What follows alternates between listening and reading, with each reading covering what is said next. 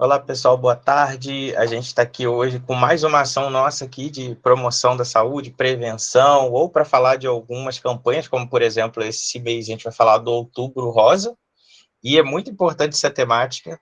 A professora Laísa já está aqui presente com a gente. Vou começar a apresentar a tela aqui, para poder a gente ver a apresentação dela. Agradecer a presença de vocês aí que estão com a gente hoje. Daqui a pouco vai começar a encher mais, né? Vai ter mais pessoas aqui na sala. E eu sempre falo para vocês deixarem as perguntas pro, né? Deixarem os microfones fechados também, que isso ajuda muito a gente, para não ter ruído e atrapalhar.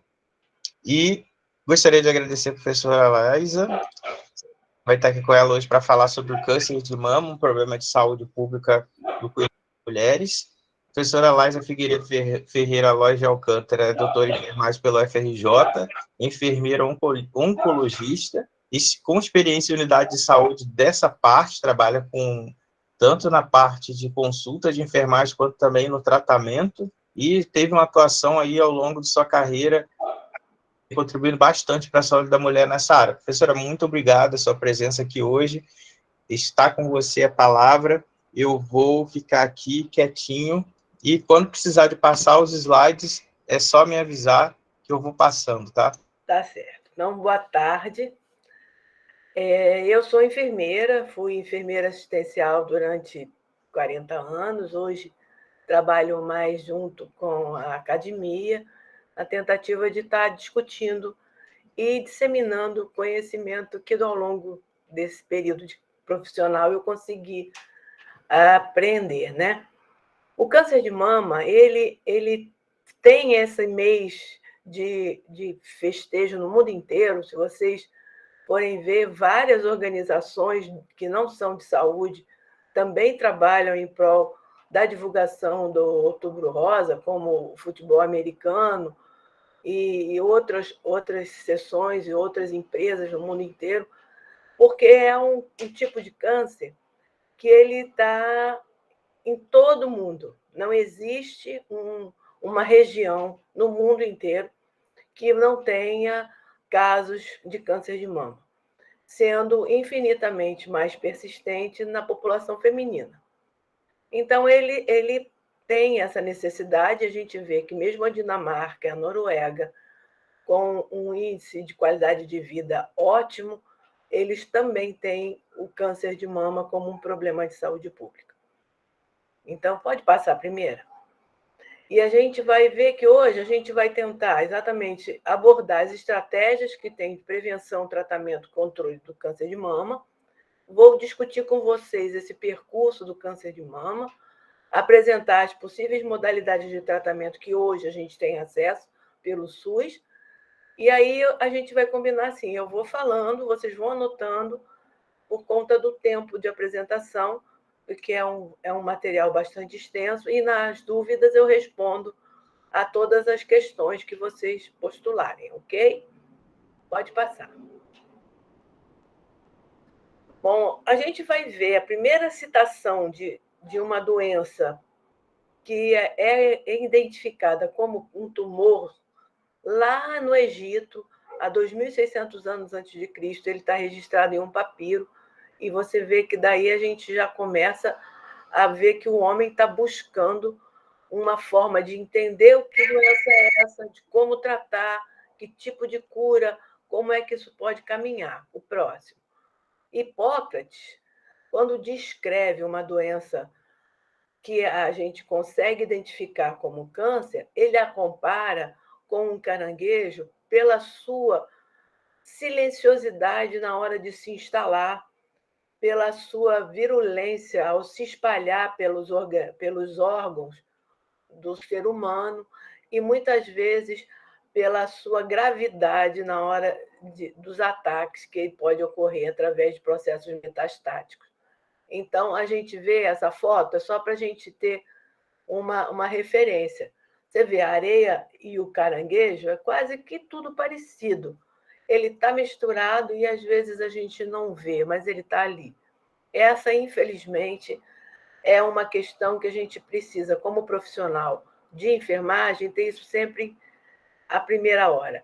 A orientação na saúde da mulher para que ela faça o seu preventivo, para que ela solicite o exame clínico das mamas, para que ela tenha como hábito sempre buscar na prevenção a identificação de alguma lesão na sua mama, ela é extremamente importante, porque muitas vezes ele está numa apresentação inicial, que vamos dizer que seria o ideal para que nós pudéssemos estar tratando a população em geral, seria mais simples o tratamento de um CA in situ, mas a maioria das vezes o que os serviços especializados recebem são lesões já de doença avançada, com tumores com mais de 3 centímetros de diâmetro.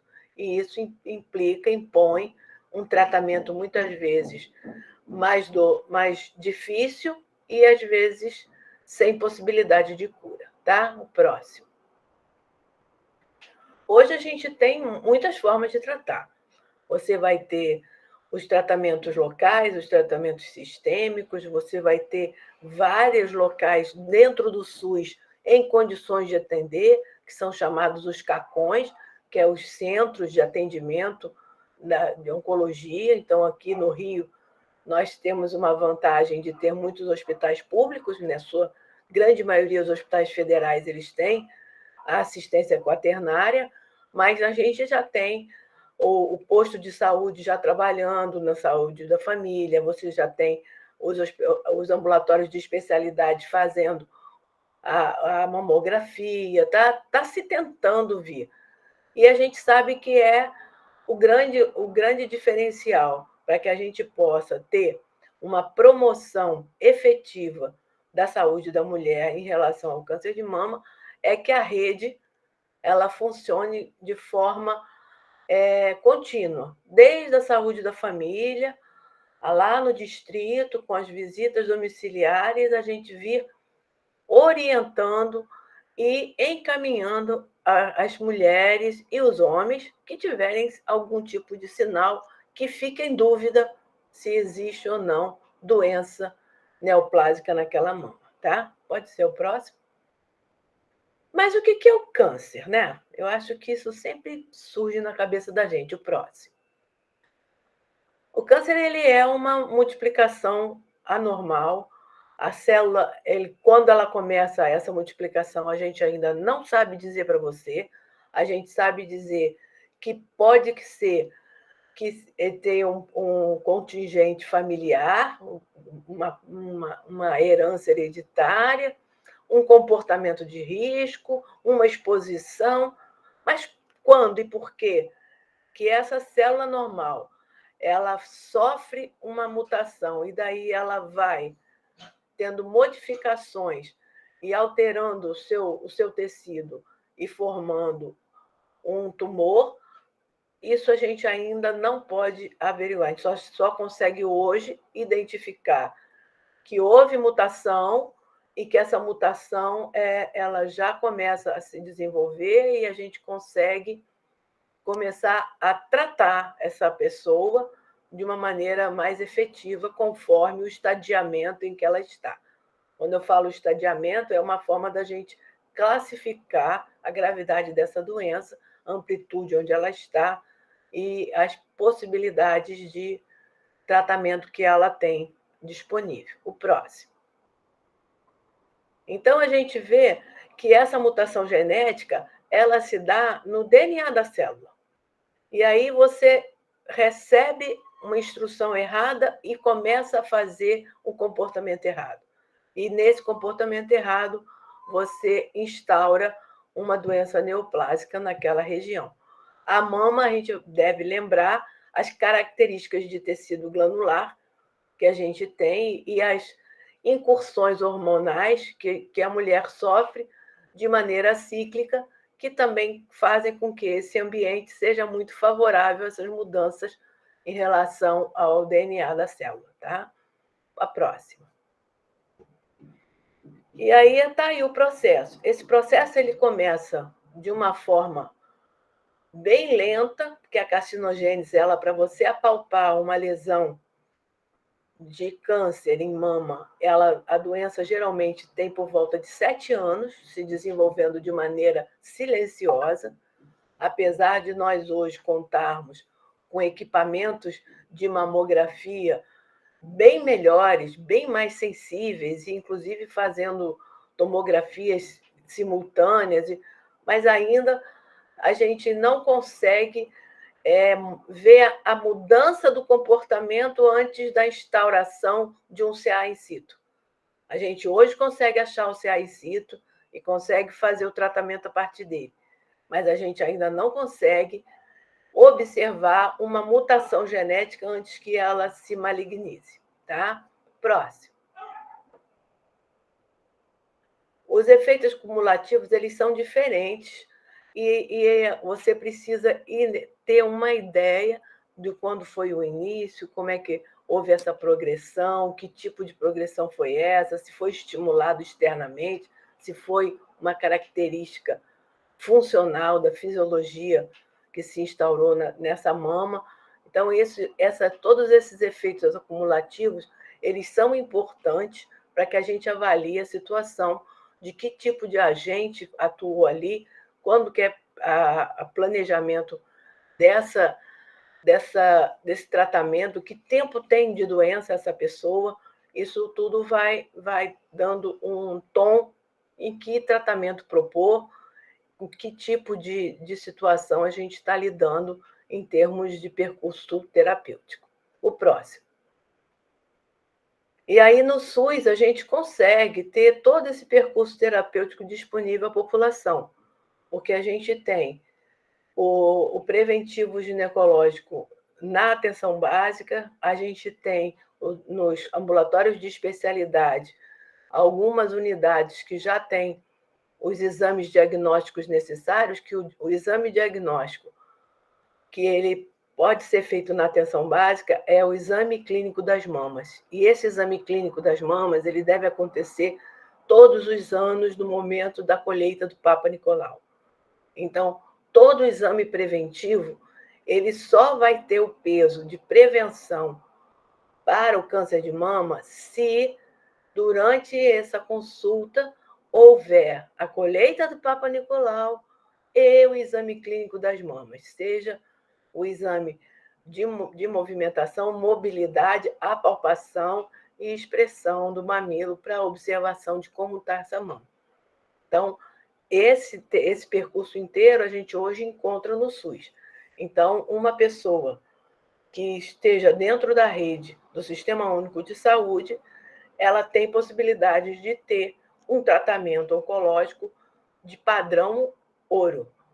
A grande dificuldade que hoje a gente tem é que a gente tem um grupo muito grande de necessidades e em algumas regiões a gente tem muito poucos centros de assistência oncológica dentro daquela região. Por exemplo, no nosso estado, que é a cidade do Rio de Janeiro, é muito bem guarnecida.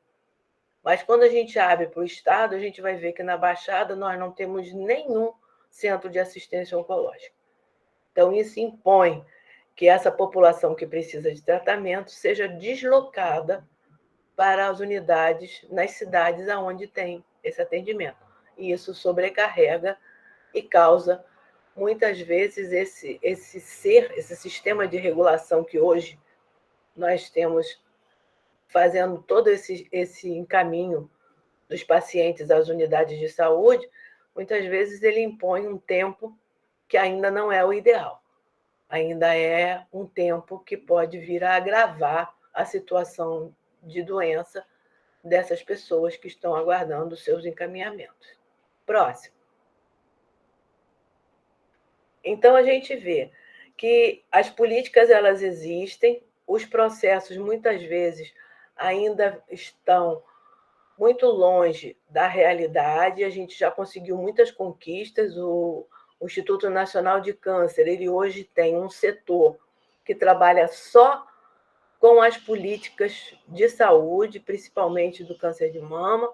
Então, ele consegue levar, muitas vezes, mudanças nas leis para que favoreça a população, como o início do tratamento 60 dias depois do diagnóstico, isso é uma lei que ainda não consegue ser cumprida, mas esse período é o ideal. Então, assim, a política ela já existe, mas a gente não tem ainda a prática dando suporte à política que foi determinada. E como essa, a gente vai ver que muitas coisas ainda não acontecem por conta de entraves de gestão de serviço e que a gente vai precisar se debruçar. Pessoal que está chegando, que gosta de gestão, planejamento de saúde, é uma área que precisa de pessoas que tenham uma visão crítica e que tenham uma prontidão de resolução que possa aproximar a nossa política com a nossa necessidade na prática dentro dos serviços e da população, porque tem a necessidade da população e tem a necessidade dos serviços. Não vamos esquecer que a gente não tem uma renovação de população dentro dos hospitais públicos há muito tempo. E a gente não está conseguindo, muitas vezes, repor os profissionais que saem, como, por exemplo, eu. Então, assim, como eu, muitas pessoas envelheceram e precisaram sair da frente de atendimento. E a gente precisa de renovação. Precisa que vocês que estejam chegando também venham e assumam um papel importante dentro desse tratamento, porque a enfermagem ela precisa estar em todo esse processo. Vocês vão ver que a gente faz navegação muito antes de ter o nome de navegação. O próximo. E o Sistema Único de Saúde, ele traz como objetivo exatamente isso, a política que rege dentro do SUS, a rede de assistência oncológica, ela fala muito de prevenção, tratamento e controle, porque a gente precisa lembrar que uma pessoa pode não estar livre de doença, mas ela pode voltar à sociedade, à normalidade da vida dela, com uma doença sob controle. Tá? A próxima. E aí a gente tem vários tipos de tratamento. Próximo, por favor. A gente tem os locais, que nessas unidades hospitalares as propostas elas estão disponíveis. A gente tem nos hospitais públicos vamos dizer assim, uma organização onde a gente sabe aonde acontece, o que acontece, mas a gente parece que não reconhece ainda, dentro do sistema público de saúde, que o homem também tem câncer de mama, apesar dele ter uma porcentagem de 1%, muito, mas é real, ele está ali, e nós não temos hoje, dentro da política de saúde, de tratamento oncológico do câncer de mama, nenhuma proposta característica para a população masculina.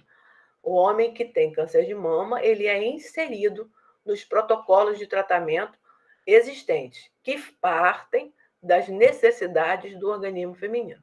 Tá? Então, esse é um dos desafios que a gente tem, porque quando a gente tem um homem dentro do seu grupo de pessoas que estão em tratamento, você tem que sempre ponderar a proposta feita se é de acordo, porque tem características diferentes, hormonais e mesmo musculares, para você propor algum tipo de tratamento. Tá?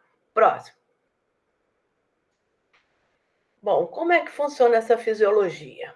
Pode ser o próximo. Então, a gente tem a mama feminina, que é muito rica em estruturas e que a doença causa uma multiplicação desordenada de células anormais na mama e forma um tumor, que é um tumor endurecido, palpável, tá? Que pode se localizar nos 4 quadrantes da mama, sendo mais comum o quadrante superior externo, a gente dividindo a mama em 4 pontos, mais comum seria o quadrante superior externo, mas que muitas vezes eles não são identificados. Aí a gente pode botar uma mama volumosa, uma mama manipulada, colocou uma prótese e ficou tecido mamário embaixo, e esse tecido não é facilmente visualizado pela mamografia, ou uma sistema de perda na vida dessa pessoa e aparecer, ou uma exposição profissional, porque existem várias profissões que promovem a exposição a fatores de risco, e essa estrutura da mama ela é extremamente sensível, e muitas vezes ela vai sofrer essa agressão e a gente nem vai perceber. E a gente vai achar que aquilo ali não é bem aquilo. Né? Então, a gente tem aí várias coisas. Uma coisa que eu sempre me incomoda, que vocês que são estudantes devem vivenciar isso bastante, é quando a gente manda fazer um xerox, que o rapaz lá do xerox, para ajudar a gente, ele não fecha a tampa do xerox para ele segurar o livro e a folha ficar com o xerox. Graças a Deus que agora a gente faz impressão, porque na minha época não tinha assim essa facilidade da impressão. Então, o xerox era um grande aliado. E isso sempre me incomodou. Eu sempre colocava, você sabe que você está errado, tampa. Ah, mas vai ficar torto, você tampa isso, por favor. Porque era uma exposição gratuita, sem necessidade, mas que ele não via nenhum tipo de risco para ele. Então, isso às vezes acontece. A gente está numa profissão, a gente tem uma exposição a um determinado risco para o câncer e a gente não percebe. Outra coisa são os hábitos, né? O fumo, o tabagismo, ele é risco para todos os tipos de câncer. E não é diferente para o câncer de mama. E se a gente estiver falando de uma mulher tabagista que usa um anticoncepcional oral, essa mulher ela tem uma sobrecarga, uma potencialização do fator de risco para câncer de mama. Então, isso é importante que a gente, às vezes, na conversa, né, durante as orientações, a gente vá trabalhando isso. E é importante, como profissional de saúde, que a gente sempre esteja esclarecendo, né? Porque o tabagismo, ele, em qualquer apresentação, ele é risco. Pode ser o cigarro comum, o eletrônico, o narguilé, o de maconha, ou o que for, porque é um veículo de risco para que você desenvolva, inclusive o tabagismo passivo, né? Que quando a gente não fuma, mas convive num ambiente com pessoas que fumam. Próximo. E a gente tem aí vários tipos de câncer de mama, porque ele não é só um tipo. Câncer de mama, ele não é a doença, ele é um tipo de doença. Você pode ter aí, dependendo da localização, como o ductal, você pode ter o misto, que tanto atende ao ducto como atende ao tecido mamário, ao parênquima, o inflamatório. Você tem o mucinoso, que ele se mistura com as características celulares da mama, e o lobular. O mais comum é o câncer de mama ductal. E ele é o que você vai, na literatura, se você estiver lendo estudos de caso, é o que você mais vai encontrar.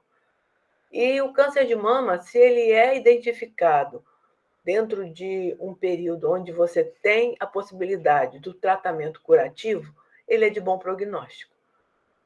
Isso é o grande desafio nosso, é conseguir instrumentalizar a população e os profissionais que trabalham na área para que se identifique essa lesão no momento em que a gente possa interferir em termos de tratamento.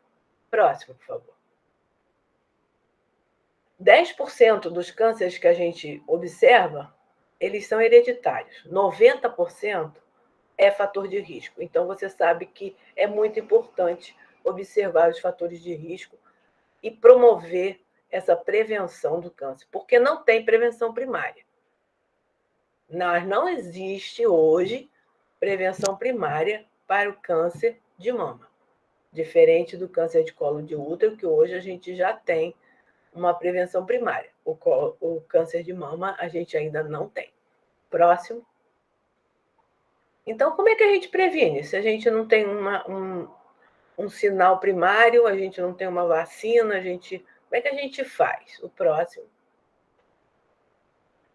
A gente vai ter que começar a observar os fatores de risco e os fatores de promoção. Os fatores de proteção, a gente até consegue fazer com tranquilidade. Porque, por exemplo, um fator de proteção é você amamentar o maior tempo possível. É você não fumar. É você não beber em excesso. É você procurar manter um controle ponderal, fazer atividade física.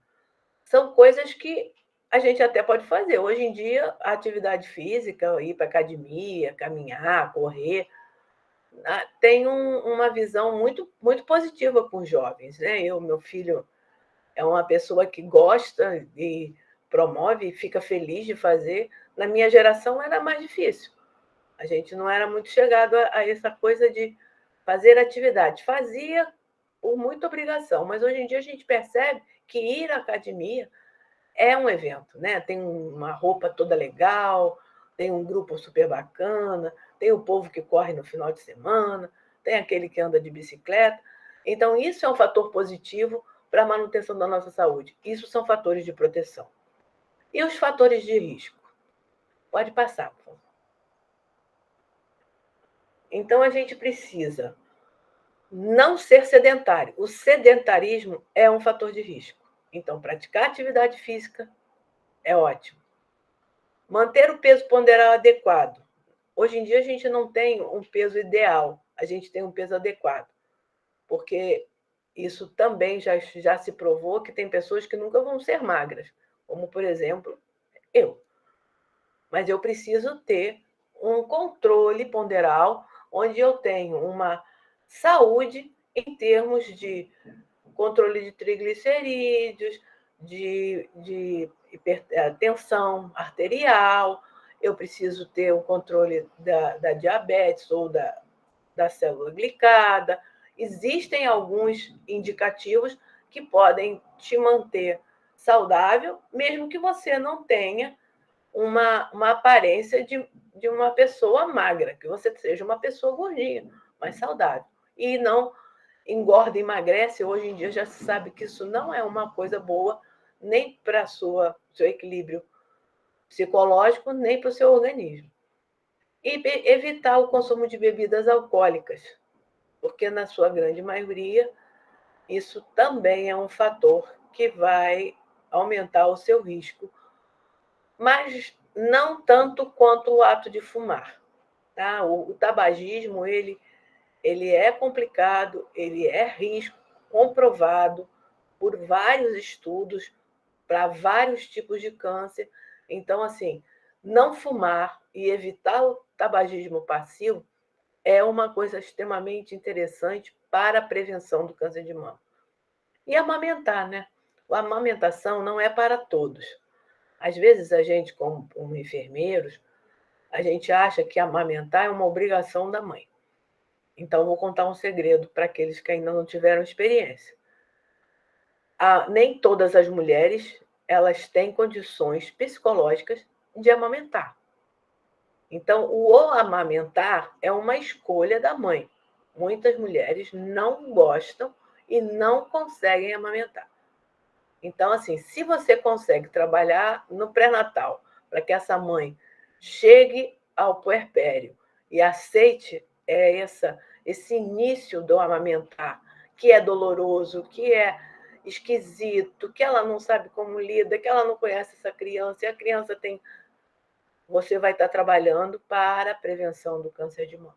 Tá bom? Próximo. Atividade física não é você ser um atleta de ponta, tá? Você pode fazer desde você saltar 2 pontos antes da sua casa, subir a escada em vez do elevador uma vez por dia, buscar ter uma atividade, um caminhar durante o seu dia a dia, criar um momento para você andar.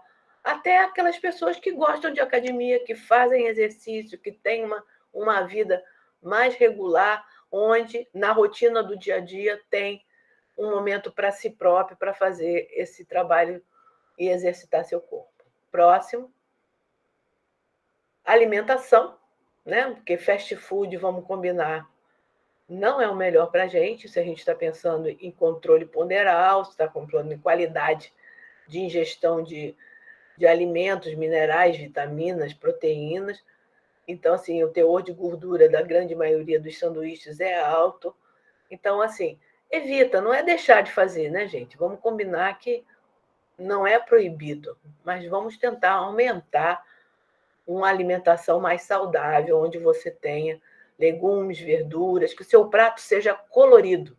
Sabe aquele prato colorido que tem uma coisa de cada cor? Arroz e feijão é extremamente importante. A nossa cultura alimentar está sendo modificada, mas é uma pena, porque arroz com feijão ele produz uma reação nutricional compatível com a proteína. Então, muitas vezes, em casas onde tem uma dificuldade econômica para a alimentação, se você favorece essa população a comer feijão com arroz, pelo menos, eles vão ter um acesso a um teor proteico mais adequado do que se eles só comerem a carne quando der. Tá? Próximo. A bebida alcoólica, né? Aquele equilíbrio. Não é você deixar de beber, mas é você saber que não é o melhor comportamento para o seu organismo. Próximo. E o cigarro? Tá? O cigarro eu não tenho como defender, gente. Eu sou terminantemente contra o tabagismo. Tá? E pode ser o eletrônico, pode ser o narguilé, pode ser o que você quiser me mostrar. Eu vou sentar com você e vou explicar para você o quanto ele faz mal para a sua saúde. E o quanto ele pode fazer com que você seja uma pessoa candidata a desenvolver uma doença neoplásica maligna que não vai te custar tão pouco assim, né? Sempre é uma experiência que movimenta todo o grupo familiar, a sua vida muda, a vida da sua família muda, o futuro do seu grupo familiar muda. Então, olha só, tabagismo fora. Próximo.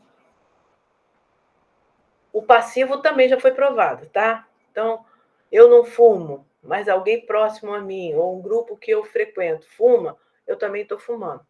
Então, o ideal é você também evitar que você seja exposto a esse fumar passivo, né? Próximo.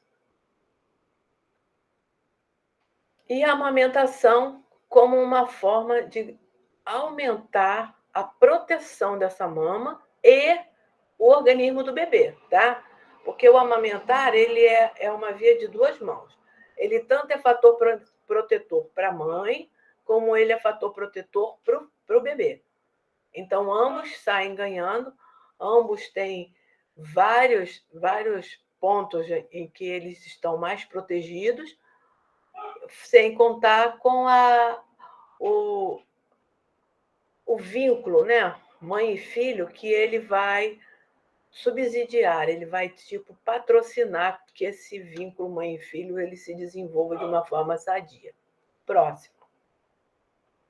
Então a gente tem aí hoje a prevenção. A gente trabalha basicamente com os fatores de risco, os fatores de proteção, o comportamento saudável e a detecção precoce. A detecção precoce hoje ela impõe uma queda da mortalidade de mulheres com câncer de mama. Então, o que impacta a estimativa de mortalidade no câncer de mama é a qualidade dos serviços naquela região que conseguem fazer a detecção precoce. É o comportamento da população que busca e que se expõe para que essa detecção precoce aconteça. Então, todo preventivo tem exame clínico das mamas, com a palpação das mamas, e a realização da mamografia a partir dos 50 anos. Por que a gente não pode fazer mamografia aos 25, aos 30, aos 35? Porque a nossa mama é extremamente glandular, porque nós estamos num período reprodutivo, então a mama está pronta para a amamentação, ela traz uma estrutura adequada para esse evento, e a mamografia ela é pouco elucidativa. Nesse período, a palpação da mama e a avaliação clínica das mamas ela vai contribuir mais do que uma imagem de raio-x da sua mama, porque o raio-x não vai passar pelo tecido granular. Então, por isso que hoje, para que as mamografias tenham um retorno social real, que aquela mamografia possa trazer uma imagem que vai contribuir com a saúde dessa mulher, ela precisa estar na quinta década em diante, porque é quando a gente tem uma inversão, onde o tecido gorduroso ele vai sendo o característico da mama e o glandular vai sendo reduzido. Aí você consegue, através da mamografia, você consegue ver esse tecido e consegue avaliar esse tecido e identificar microcalcificações, tumores in situ, tumores de pequeno porte, que podem trazer a situação de cura do câncer a partir do momento. Então, é a detecção precoce hoje o maior aliado do profissional de saúde e das pessoas expostas a um diagnóstico de câncer. Pode passar o próximo, por favor? Então, a gente vê que você ter câncer de mama não é uma pessoa diferente, não é uma pessoa, vamos dizer assim, fora da normalidade, não é alguém específico, não. É uma pessoa como qualquer uma de nós, que tem hábitos, que desenvolve a sua vida e que, nesse momento, de repente, por alguma razão, ela pode vir a ter uma mudança na sua genética, a mutação genética celular, e aí ela pode vir a desenvolver um processo de câncer na sua mama. Próximo.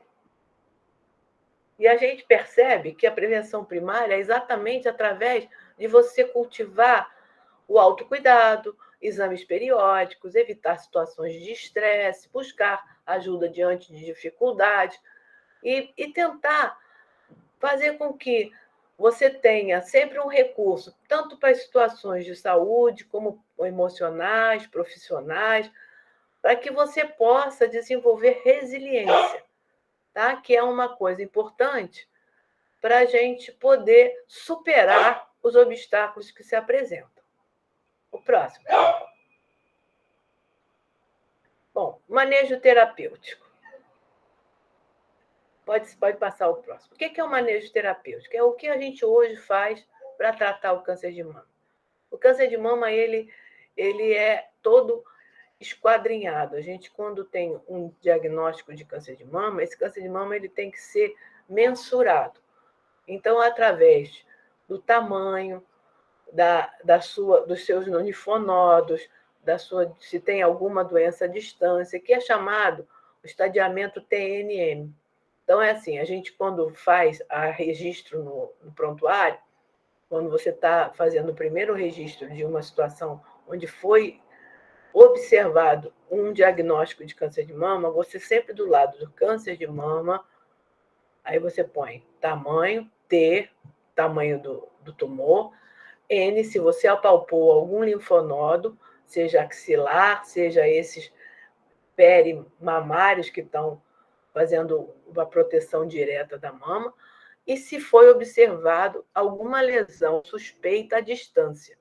Aí você tem, dentro do câncer de mama, os mais comuns, que é pulmão, fígado, linfonodos, principalmente das regiões axilares, ovário e osso, que são as metástases mais comuns, sem contar o cérebro, que é muito característico de um câncer de mama em mulheres jovens. Tá?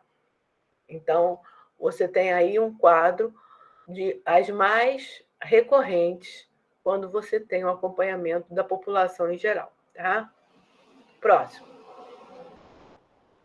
O estadiamento patológico é quando você estuda aquela peça que é retirada durante uma cirurgia ou durante uma biópsia, onde você vai ter uma avaliação do patologista, onde ele vai checar e ver exatamente o que está acontecendo, que tipo de célula é aquela, se na onde foi retirado aquele fragmento, se aquela margem em volta está ausência de células doentes, se tem ainda células doentes, precisa voltar à área e abrir aquela circunvisão para retirar tecido doente.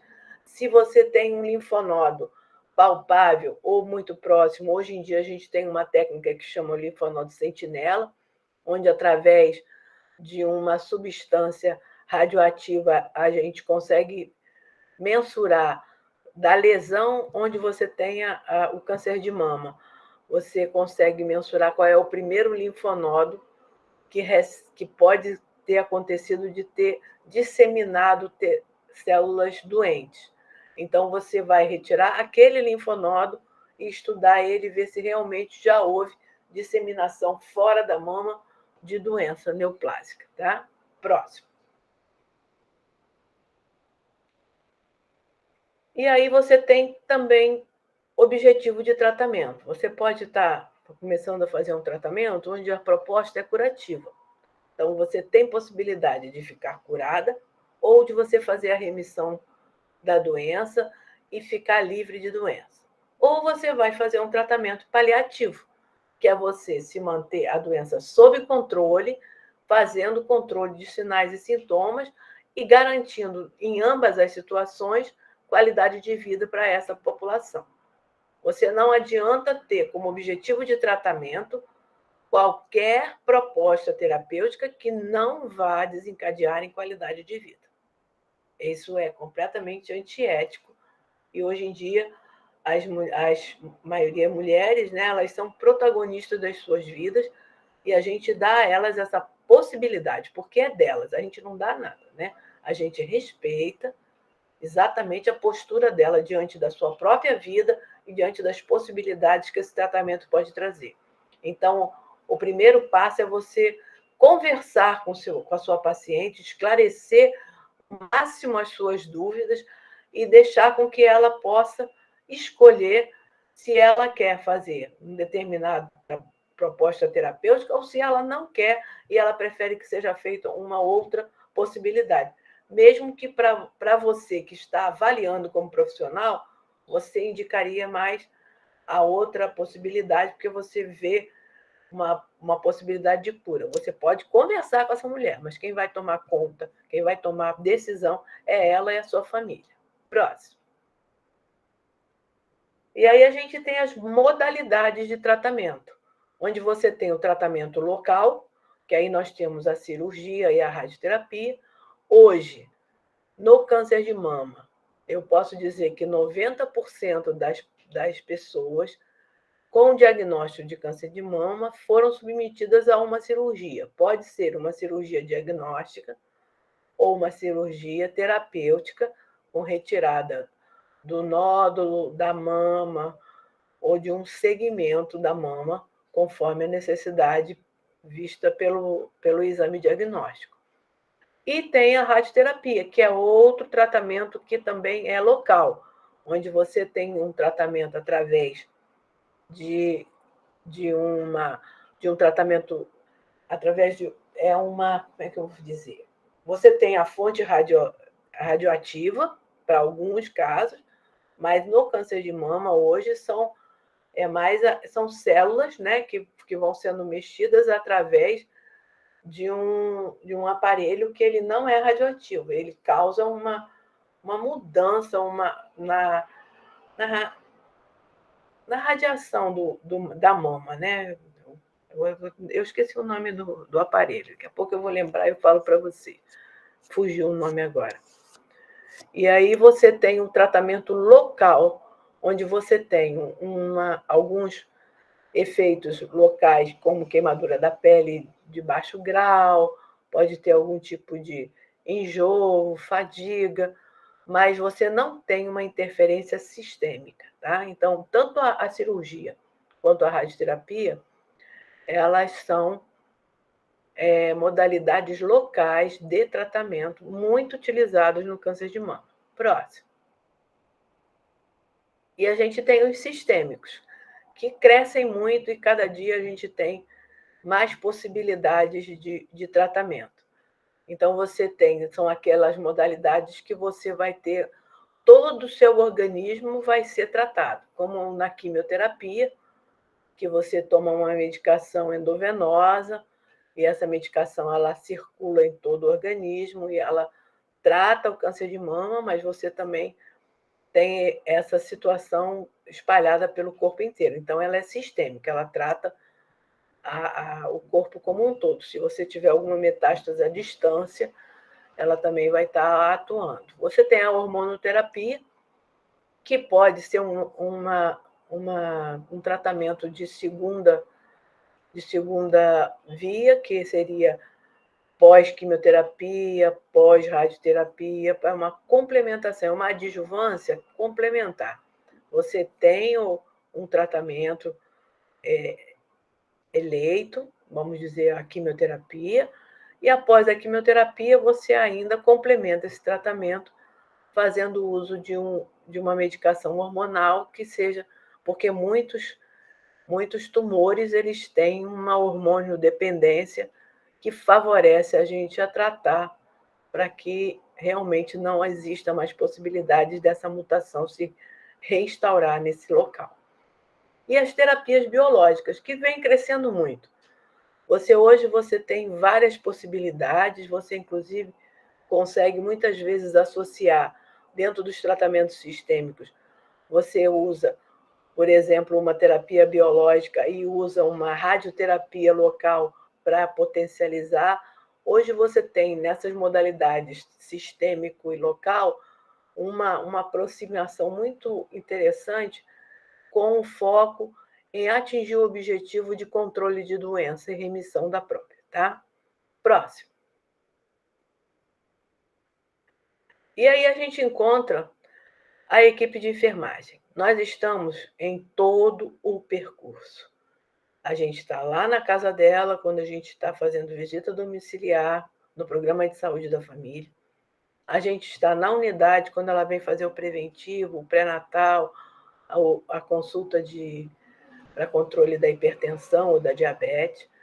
A gente vai estar nas unidades de exame diagnóstico, fazendo toda uma primeira avaliação, acompanhamento desses exames, porque a maioria deles tem um contraste no venoso, tem uma orientação, e você vai encontrar o enfermeiro lá.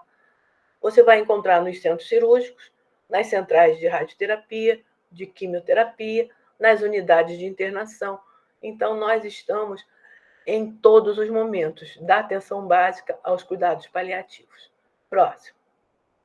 E a consulta de enfermagem, ela é um espaço que a gente tem que investir nele.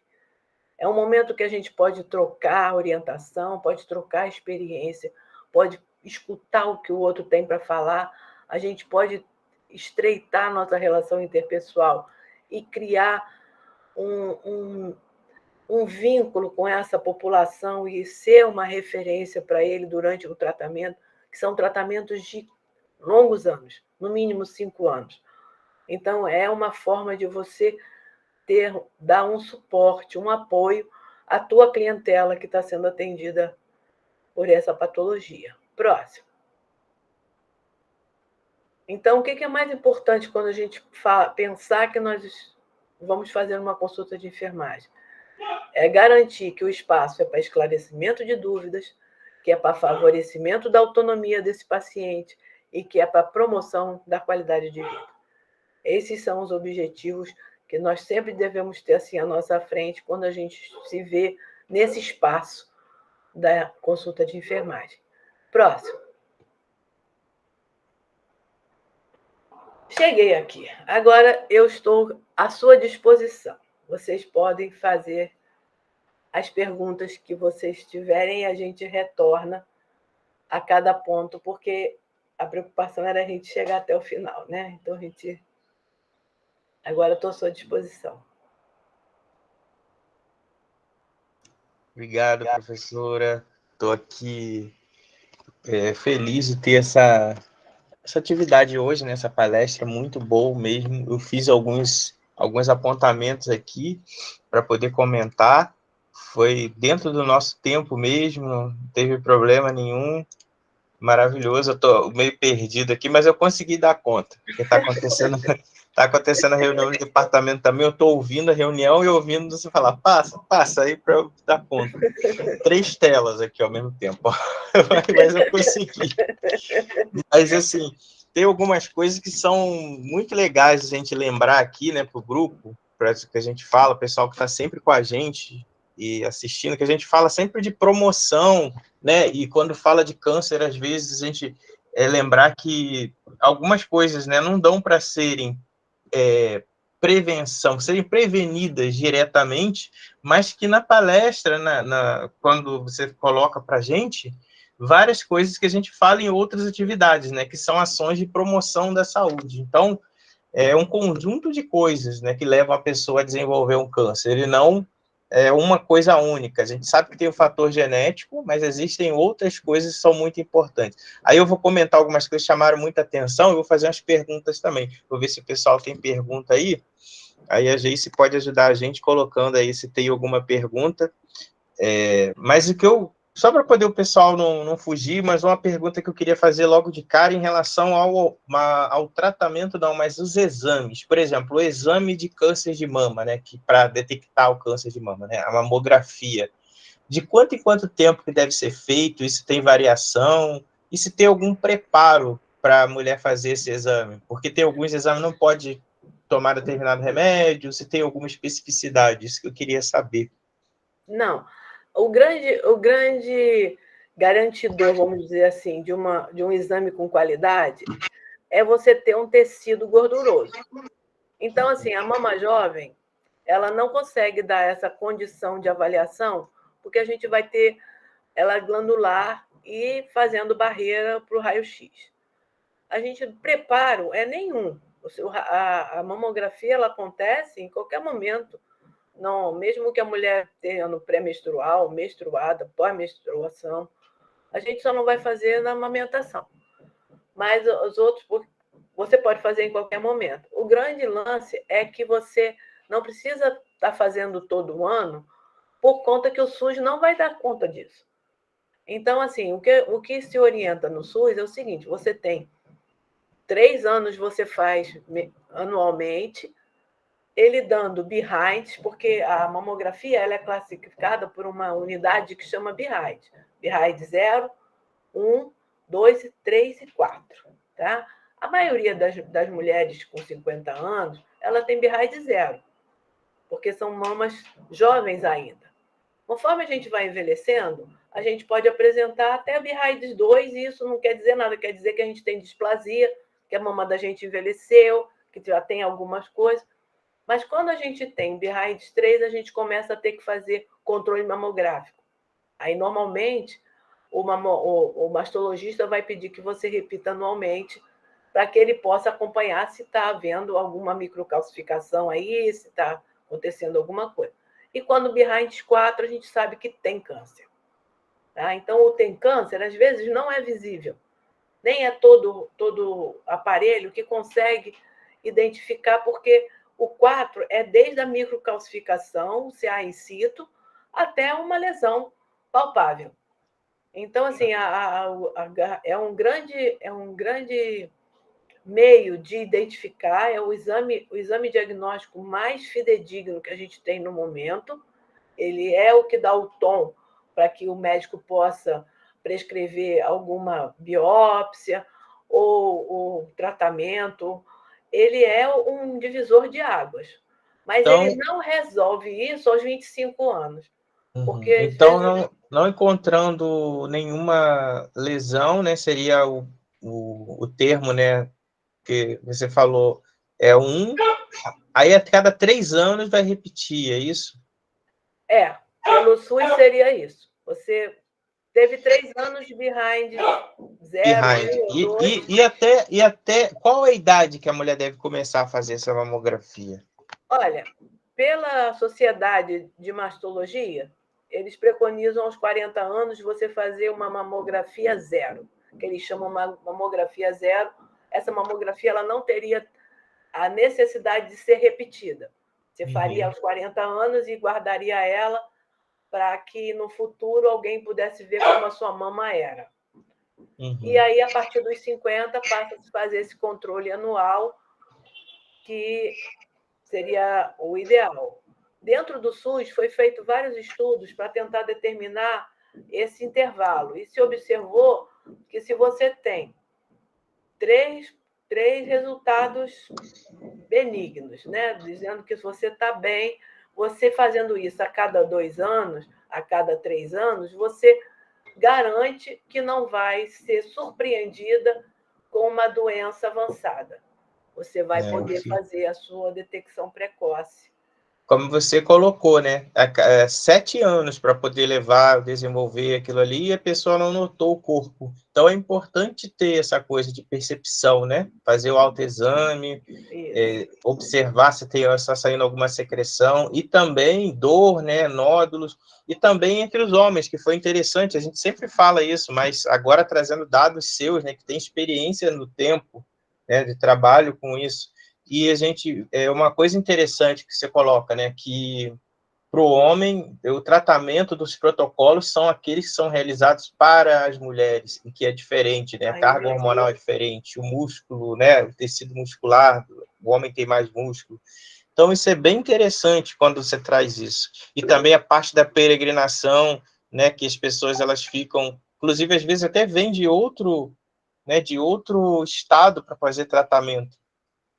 E isso é uma coisa que chama muita atenção. A Geice levantou a mão aí, e aí o Francisco está fazendo a pergunta também. Eu só vou encerrar isso aqui, que aí eu vou falar de umas coisas que eu acho interessantes como professor de saúde coletiva e de políticas, que eu acho que realmente a gente sempre fala de políticas públicas e a gente percebe que a gente tem muita política, né, muita coisa escrita e na prática pouca coisa é feita por falta de recurso, por problemas culturais, por problemas de gestão organizacionais, até mesmo como a professora coloca, se fosse fazer a mamografia num período mais frequente, o SUS não daria conta. Então, a gente percebe o quanto que é difícil lidar com uma população tão grande e o sistema de saúde que tem esses problemas de captação de recursos, porque a gente sabe que, infelizmente, o dinheiro da saúde e da educação são recursos que são muitas vezes desviados ou destinados, né, para outros fins que não são aqueles que eles foram separados, né, pelas políticas. E às vezes não são usados, né? A gente tem esse problema, que às vezes não são usados. Tem uma rubrica para aquilo ali e não pode ser usado para aquilo ali. Né? É aí tipo não isso. usa para outro, não usa para o outro, fica ali preso. Então, nós temos esse, infelizmente.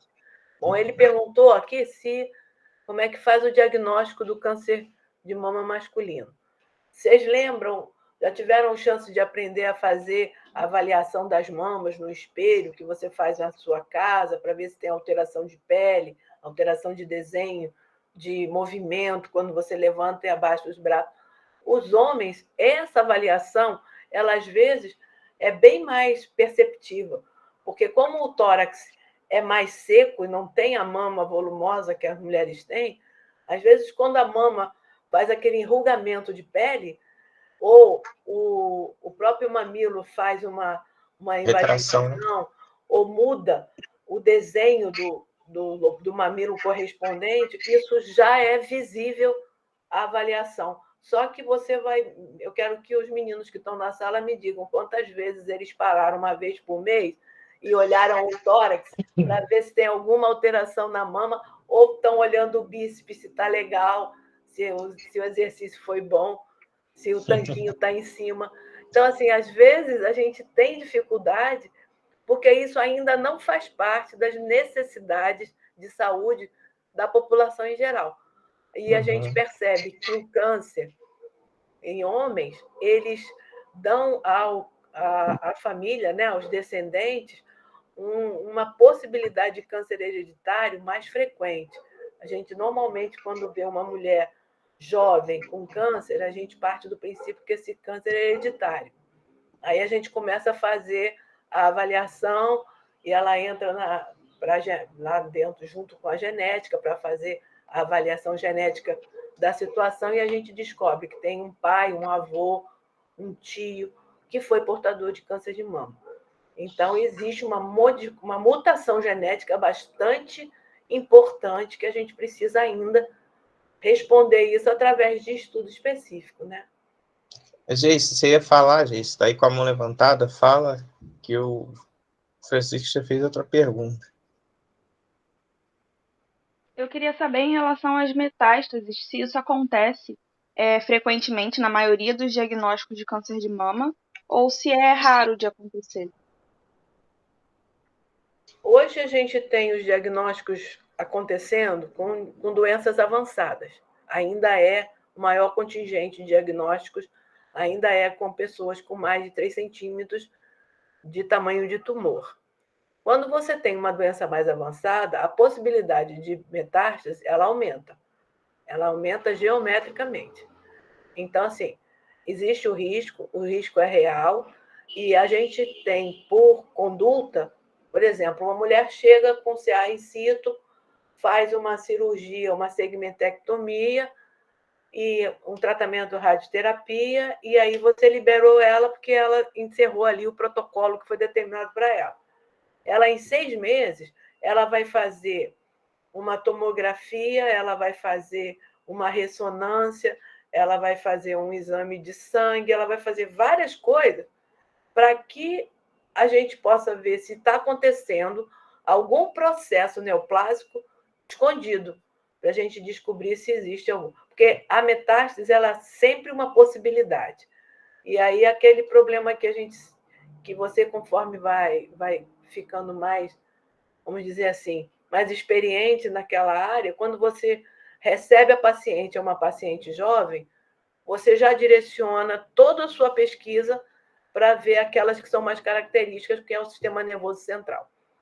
Porque muitas vezes ele é muito, muito silencioso e quando a gente percebe, já aconteceu. Então, assim, conforme a faixa etária, o tipo de célula de câncer que foi identificado no tumor, as características profissionais daquela pessoa, o tempo que a gente faz uma projeção de tempo de doença que ela veio sem notar, a gente começa a direcionar esses exames pós-primeira abordagem para estar sempre buscando, monitorando mesmo, porque a possibilidade de metástase ela sempre existe, principalmente nos 5 primeiros anos. Interessante. Aí, a senhora já viu, por exemplo, o Francisco fez uma pergunta aqui, já viu o homem fazendo esses exames, como mamografia, por exemplo, ou vai direto para a biópsia? Ele faz a biópsia, porque ele, na maioria, ele não tem como fazer o processo, né? O exame, a máquina não tem um recurso, aquilo que a gente estava falando. Ele faz, a gente geralmente parte para fazer a biópsia em si, ou por agulha fina ou por agulha grossa, e aí se identifica a célula a partir de uma situação mais pontual. Aí, às vezes, a gente pensa que, por ser homem, que ele não vai se ressentir tanto na retirada do tecido mamário, e aí ele geralmente perde um pequeno peitoral, às vezes um grande peitoral, e aí ele fica com uma cicatriz torácica. Aquilo também incomoda. Então, também é um paciente que demanda apoio psicológico, apoio de enfermagem, apoio fisioterapia, porque ele também sofre uma agressão física. Porque, às vezes, por ser uma maioria da população mulher, às vezes a gente atribui que essas questões são só decorrentes da população feminina, mas assim, eu já tive vários pacientes homens em que eles, depois da cirurgia, eles não ficavam mais sem camisa, porque eles se envergonhavam e muitos se envergonhavam porque era muito mulher, né? Porque chama muita atenção. Falei em relação à dor também, porque eu tive uns nódulos no peito e fui fazer direto a cirurgia e eu ficava com medo de ter que cortar a auréola, alguma coisa assim, e conseguiram tirar e praticamente não ver cicatriz de nada. E isso tem a ver com a mama. No caso, não era tecido diferenciado, sabe? Mas era tecido mamário e que ficou endurecido e que doía. Então, isso tem... então, assim, é uma coisa que pode acontecer, e isso desde novo, assim, sabe, depois da adolescência continuou e foi ficando dolorido, se encostasse na cama, alguma coisa assim, doía, e isso é uma coisa que pode acontecer, que os homens devem buscar também ter esse tipo de acolhimento no serviço de saúde. A avaliação mesmo do tórax, né, você com essa preocupação de olhar e ver se tem alguma modificação, ela precisa entrar dentro do dia a dia, porque às vezes a coisa fica muito assim tá forte, não tá forte, tá bonito, não tá bonito, mas às vezes é você olhar para você e olhar e ver assim, o meu organismo está alguma coisa diferente? Por exemplo, a minha mama está enrugada num lado e não está enrugada no outro? O mamilo entrou? Ué, o bico do peito entrou para dentro. Eu canso de ouvir as pessoas chegarem e falarem, entrou para dentro, eu não fiz nada. Bom, então a gente tem que ver o que é. Houve uma mudança aí, né? Que houve uma modificação morfológica da mama, né? A mesma coisa acontece com o tórax masculino. Pode haver mudanças morfológicas. Agora, a gente precisa aprender a se olhar e a se reconhecer. Porque às vezes a gente fala assim, não, comigo acontece isso. Aí a pessoa que está, não é possível. É possível. E a mulher sempre, ela consegue se cuidar mais, observar mais esses detalhes, perceber, né? E isso é importante também, que a mulher muitas vezes leve, né, os homens da família para poder fazer exame quando tiver alguma alteração. Pode ser simplesmente uma coisa pontual, hormonal, ou de tecido, né, que cresceu ali mamário, porque homem também tem mama, ou não. Então, assim, eu gostaria muito de agradecer a Geice, o Francisco, a Ana, a Cíntia, a Taíla, que ficou até aí, e a professora Laísa, que, assim, foi maravilhosa, né, na apresentação dela, foi muito bom, professora, assim, eu achei que a gente conseguiu falar em bastante coisas aí, falamos em relação aos tipos dos tumores que podem aparecer, né, dessa peregrinação dos pacientes, da importância de a gente estar bem de saúde, não necessariamente pensar no piso, mas ter uma qualidade de vida, né? Isso é muito importante para a gente pensar e refletir sobre a saúde, né? E de uma maneira geral. Também vou agradecer ao pessoal que segue a gente, vou encerrar a gravação agora e pedir para o pessoal seguir lá nas redes sociais, o certificado depois vai sair com a lista, a gente vai ficar aí até 1 hora. E a professora, eu vou pegar o e-mail dela para enviar agora. Então, gente, tá certo. Estado, e até um próximo encontro. Até. Isso aí, professora Laís.